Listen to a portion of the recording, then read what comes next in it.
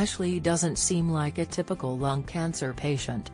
The 35-year-old never smoked, she has always been relatively healthy, she even regularly ran marathons and participated in martial arts. However, the deadly condition first reared its ugly head in 2020 when she started experiencing very subtle signs like trouble swallowing and dry throat. Unfortunately, it took years of doctor visits, trips to the emergency room, and countless deteriorating symptoms for her to get the correct diagnosis. By the time she was finally diagnosed with lung cancer, her whole body was so swollen that she could barely move.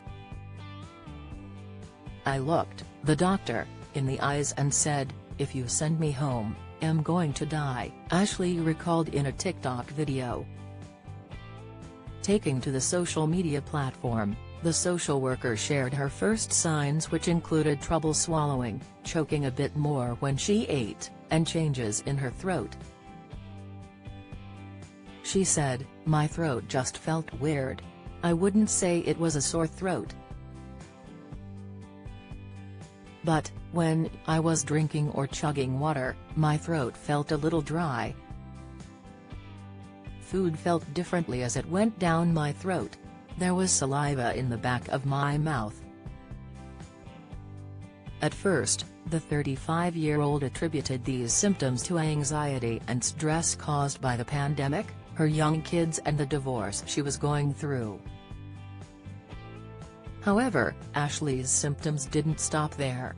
A year later, she went to urgent care with symptoms like cough and a headache, but she was only tested for COVID. The time kept passing, but Ashley's cough and other symptoms weren't going anywhere. She said, "It was affecting me at work. It was affecting conversations. I'm a fast talker. At this time, I was noticing I had to slow down, and take breaths in between words or sentences." She even tried to treat her cough and went through bags of cough drops. "I probably spent hundreds of dollars on cough drops during this time," Ashley said. Unfortunately, more and more symptoms kept joining the ever-growing list of problems she was facing.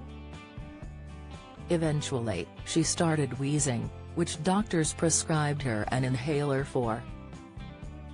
A few months later, Ashley's cough started changing and it became drier, persistent and more intense.